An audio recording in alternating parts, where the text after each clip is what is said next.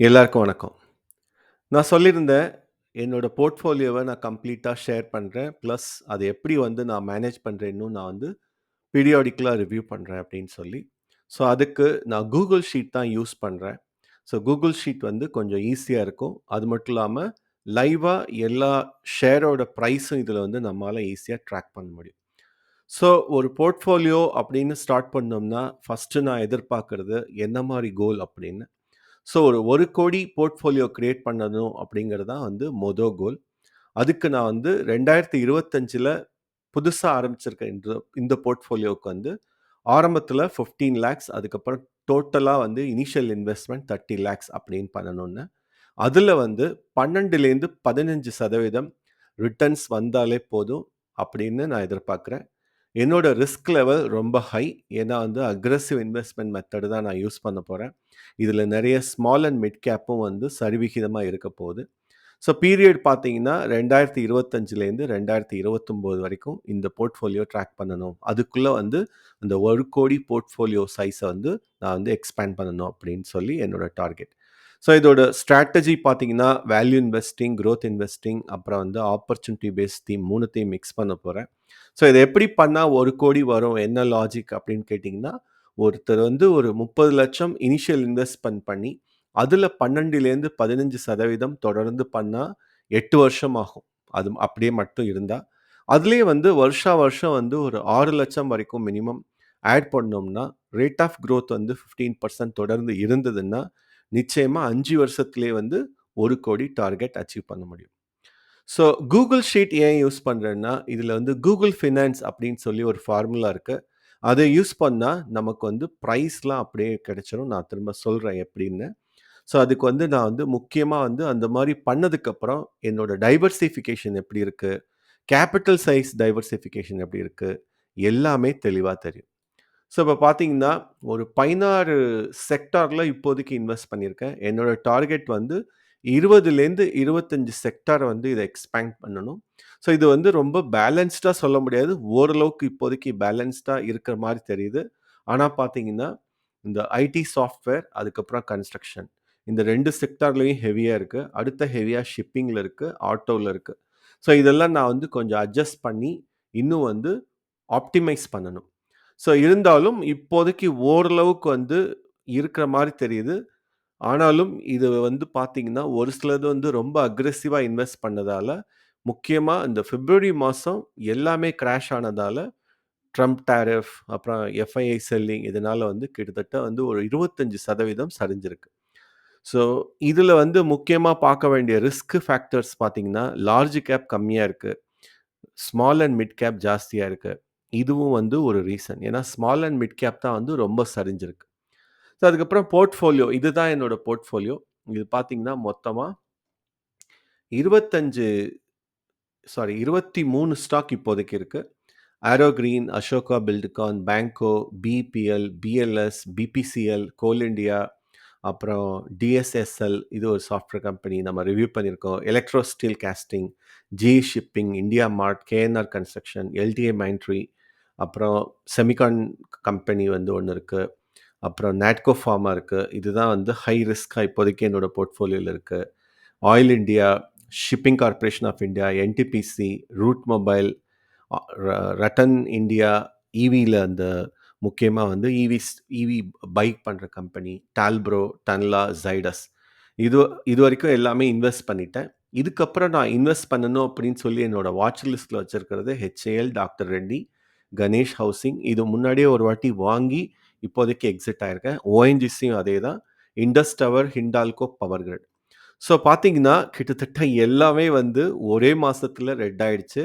டோட்டலா பார்த்தீங்கன்னா, ஒரு 24.76% நெகட்டிவா காமிக்குது. ஸோ, அது மட்டும் இல்லாம, நான் வாங்குன கணேஷ் ஹவுசிங்கும், ஓஎன்ஜிசியும் ஸ்டார்ட்டிங்லயே நான் வாங்கியிருந்தாலும், ஓரளவுக்கு மேல வந்து எனக்கு ப்ராஃபிட் வந்து பார்த்தப்ப, நான் வந்து ப்ராஃபிட் புக் பண்ணிட்டேன். ஸோ, புக்டு ப்ராஃபிட்ன்னு பார்த்தா வெறும் 13,000 2 மாசத்துல. ஆனா வந்து அன்புக்டு லாஸ் அப்படின்னு பார்த்தீங்கன்னா, கிட்டத்தட்ட 3,80,000 கிட்டத்தட்ட 4,00,000 வரைக்கும் லாஸ்ட்ல இருக்கு. ஸோ, இப்ப வந்து இதெல்லாம் ஏன் வாங்குனேன் அப்படிங்கிறது முக்கியமா நான் வந்து எனக்கு நான் வந்து கிளியரா இருக்கணும் இல்லையா? அதனால தான் இந்த பையிங் ரேஷனல் அப்படின்னு சொல்லி ஒரு காலம் வச்சிருக்கேன். ஸோ ஒரு சிலது பார்த்தீங்கன்னா, நியூ ஏஜ் டெக், அதாவது ரொம்ப மாடர்னான டெக்னாலஜி ப்ளஸ் வந்து ஒரு நல்ல பொட்டன்ஷியல் இருக்கு அப்படின்னா, நியூ ஏஜ் டெக் அந்த மாரி இருந்தா வாங்கியிருக்கேன். அப்புறம் ஒரு சிலது மோட் கம்பெனி. இப்ப பார்த்தீங்கன்னா, கோல் இண்டியா மோட் கம்பெனின்னு உங்க எல்லாருக்கும் தெரிஞ்சிருக்கும். அதனால அது வாங்கியிருக்கேன். அதே மாதிரி ஒரு சிலது வந்து வேல்யூ இன்வெஸ்டிங் ரொம்ப சீப்பா கிடைக்குது இப்போதைக்கு. அதுல வந்து அசோகா பில்ட்கான் வந்து உங்க எல்லாருக்கும் தெரியும். பி ரேஷியோ பார்த்தீங்கன்னா 3.28க்கு வந்துருச்சு. ஆனா அதோட இபிஎஸ் அதுக்கப்புறம் மத்த ஆர்ஓஇ, ஆர்ஓசி எல்லாமே வந்து ரொம்ப நல்லா இருந்தது. அதனால இன்வெஸ்ட் பண்ண ஆரம்பிச்சேன். ஸோ இந்த மாரி மார்க்கெட் தொடர்ந்து வந்து ஒரு பேர் மார்க்கெட் மேல கீழ போம்போது, எவ்வளோ நல்ல ஸ்டாக்கா இருந்தாலும், அது வந்து கீழ போயிட்டு தான் இருக்கும். நம்ம அது ஒண்ணும் கண்ட்ரோல் பண்ண முடியாது. ஸோ நான் இந்த போர்ட்ஃபோலியோ வச்சுட்டு மாசா மாசம் என்ன பண்ண போறேன்? இந்த லாஸஸ வந்து ரெக்கவர் பண்ண முடியுமா? எப்படி ரெக்கவர் பண்ண போறேன்? இத தான் நம்ம வந்து இனிமே பார்க்க போறோம். ஸோ இது மட்டும் இல்லாம, இது எப்படி வந்து பில்ட் பண்றதுன்னா, நீங்க வந்து ஒரு ஸ்கிரிப்ட்டோட என்எஸ்சி ஸ்கிரிப்ட்டோட ஸ்கிரிப்ட் பேர இங்க எழுதிட்டு, அப்புறம் நீங்க வந்து அதோட ஃபார்முலா எடுத்து பார்த்தீங்கன்னா, ரொம்ப சிம்பிள். கூகுள் ஃபினான்ஸ் அதுக்கப்புறம் அந்த பர்ட்டிகுலர் ஷெல்லோட நம்பர் போட்டீங்கன்னா, அதோட பிரைஸ் வந்துரும் பை டிஃபால்ட். அதே உங்களுக்கு பி ரேஷியோ வேணும்னா, அது கமா பி போட்டா பி ரேஷியோ வந்துரும். இபிஎஸ்ஸும் அதே மாரி. ரொம்ப சிம்பிள். ஸோ இந்த மாரி பண்ணிட்டோம்னா, நமக்கு வந்து இந்த ஷீட் பார்த்தீங்கன்னா, எப்பவுமே லைவா இருக்கும். ரொம்ப ஈஸியா ட்ராக் பண்ணலாம். அப்புறம் நம்ம அந்த ஆவரேஜ் காஸ்ட் எப்போ வாங்கணுமோ அத போட போறோம். எவ்வளோ குவான்டிட்டி. ஸோ இதில நான் இன்னும் இன்வெஸ்ட் பண்ணா, இத அப்படியே அப்டேட் பண்ண வேண்டியது தான். இதோட இன்வெஸ்ட்மென்ட் வேல்யூ தானா அப்டேட் ஆயிடும். இத வந்து ஒரு டோட்டல் போட்டுட்டு, என்னோட டோட்டல் போர்ட்ஃபோலியோவோட பி ரேஷியோ பார்த்தீங்கன்னா, ரொம்ப கம்மியா தான் இருக்கு. தட் மீன்ஸ் நான் வந்து வேல்யூ இன்வெஸ்டிங்க நல்லா தான் ஃபாலோ பண்ணிட்டு இருக்கேன் அப்படின்னு அர்த்தம். ஸோ இதில ஒவ்வொரு ஸ்டாக்குக்குமே வந்து ஒரு ரீசன்னால தான் வந்து நான் இன்வெஸ்ட் பண்ணேன்.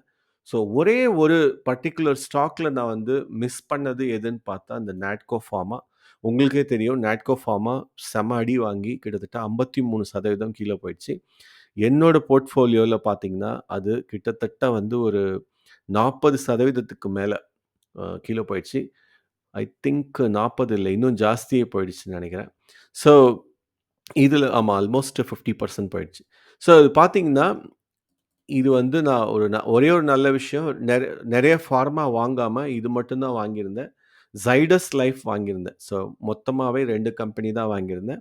ஸோ ஜைடஸ் லைஃப் எனக்கு ரொம்ப கான்ஃபிடன்ஸ் இருக்கு. நான் முன்னாடியே சொன்ன மாரி நெறைய இன்கிரீடியன்ட்ஸ்க்கு வந்து அவங்க வந்து ஏபி மட்டும் இல்லாம, ஒரு சிலது வந்து மோனோபோலில இருக்காங்க. ஃபார் எக்ஸாம்பிள் இந்த சுகர் ஃப்ரீ சாஷேல நான் நெறைய வாட்டி சொல்லியிருக்கேன். அதனால வந்து பார்த்தீங்கன்னா, ஒரு ரூ. 9,700 லாஸ்ட்ல இருக்கு. நிச்சயமா இது ரெக்கவர் ஆயிடும். ஸோ ஆனா நாட்கோ மேல எனக்கு அவ்வளவா இப்போதைக்கு நம்பிக்கை இல்ல. இந்த ஒரு ஸ்டாக்கு தான் நான் வந்து லாஸ் புக் பண்ற மாரி இருக்கும். வேற என்ன பண்ணலாம்? அத தான் வந்து அனலைஸ் பண்ணிட்டே இருக்கணும். மாசா மாசம் அல்லது வாரா வாரம். ஸோ அதுக்கும் வந்து நான் ஒரு போர்ஷன் வச்சிருக்கேன். இதுல பார்த்தீங்கன்னா, ஃபர்ஸ்ட்டு நான் பண்றது வந்து எப்படி வந்து அனலைஸ் பண்றேன் அப்படிங்கிறது தான். அது ஒரு சில விஷயங்கள் தெளிவா தெரியுது. ஸ்மால் அண்ட் மிட் கேப்ல இப்போதைக்கு ரொம்ப அக்ரெசிவா இன்வெஸ்ட் பண்ணதால, அதுதான் வந்து ரொம்ப அடி வாங்குனது. அதுல நான் வந்து எக்ஸ்போஷர் கொஞ்சம் குறைக்கணும். லார்ஜ் கேப் ஆட் பண்ணாலே போதும். அது வந்து அட்ஜஸ்ட் பண்ணலாம். இன்ஃபாக்ட் நம்ம இப்போ ப்ளூ சிப்ஸ்லாம் ரொம்ப கீழ வந்துட்டு இருக்கிறதால, அத நான் ஃபோக்கஸ் பண்ண போறேன். அப்புறம் ஐடி கன்ஸ்ட்ரக்ஷன்ல வந்து ரொம்ப ஹெவியா இன்வெஸ்ட் பண்ணியிருக்கேன் அப்படிங்கிறது உண்ம. அதையும் நான் வந்து கொஞ்சம் அட்ஜஸ்ட் பண்ணணும். முக்கியமா டிஃபென்சிவ் செக்டார்ஸ் எஃப்எம்சிஜி அவ்வளவா இல்ல.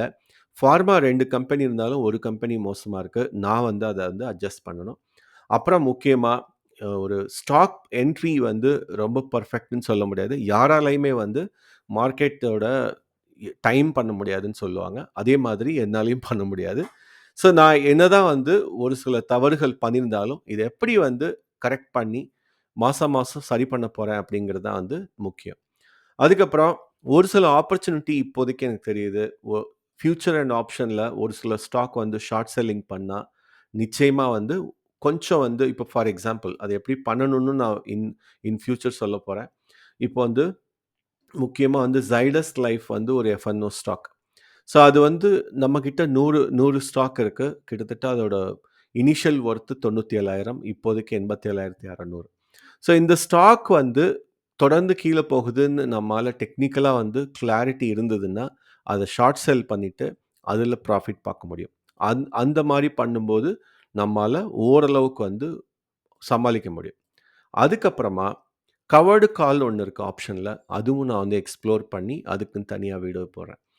ஸோ, மத்த சமயங்கள்ல எப்ப வந்து ஒரு ஸ்டாக்க வந்து விக்கணும் அப்படின்னு அதுவும் வந்து கிளாரிட்டி எனக்கு இருக்கு. ஸோ, எப்போ வந்து ஒரு கம்பெனி வந்து இனிமே ரிலையபிள் இல்ல, நெறைய பிரச்சனை இருக்கு. ஃபார் எக்ஸாம்பிள் நாட்கோ வந்து அந்த மாரி தான் எனக்கு தோணுது. அத நான் இன்னும் டீட்டெயிலா வந்து தனியா ஒரு வீடியோ போடுறேன். எக்ஸிட் ஆகுறேனா இல்லையா?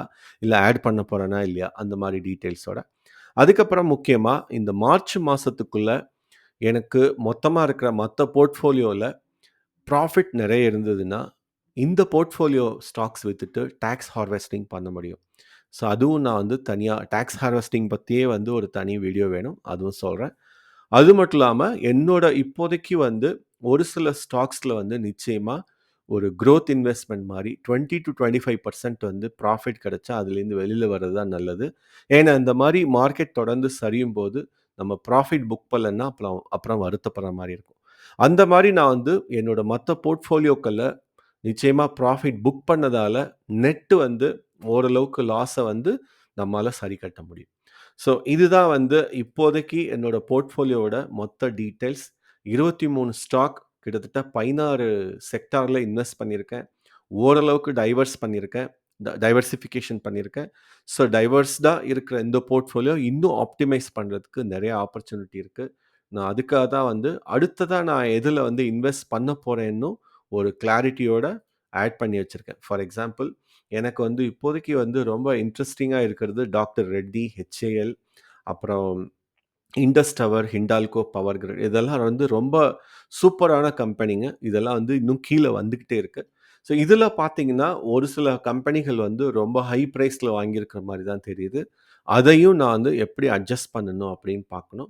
ஒரு சிலது நல்ல பிரைஸ்ல தான் இன்னமும் வாங்கியிருக்கேன். ஃபார் எக்ஸாம்பிள் கோல் இண்டியா அ வெறும் 2200 லாஸ் காமிக்குது. இது நிச்சயமா பாசிட்டிவா மாற ஆப்பர்ச்சுனிட்டி இருக்கு. ஏன்னா 52 வீக் லோவ்ல தான் நான் வந்து வாங்கியிருக்கேன். இது வந்து இப்போதைக்கு ரெக்கவர் ஆச்சுன்னா, நிச்சயமா வந்து நல்லா பாசிட்டிவா மாறும். ஸோ, இதுலயே ஆட் பண்ணணுமா? இல்ல எதுல வந்து என்ன மாரி அட்ஜஸ்ட்மென்ட் பண்ணணும் அப்படிங்கிறது மந்த் ஆன் மந்த் ரிவ்யூ பண்ணலாம். உங்களோட கமெண்ட்ஸ் சொல்லுங்க. நீங்க வந்து உங்க ஸ்டாக் போர்ட்ஃபோலியோவ எப்படி ஆப்டிமைஸ் பண்றீங்க? உங்களுக்கு ஏதாவது ஒரு முக்கியமான ஸ்ட்ராட்டஜி இருந்ததுன்னா, அத பத்தியும் சொல்லுங்க. நிச்சயமா நான் வந்து அத பத்தியும் கத்துக்கிறேன். ஸோ, தேங்க்ஸ் ஃபார் வாட்சிங். நன்றி.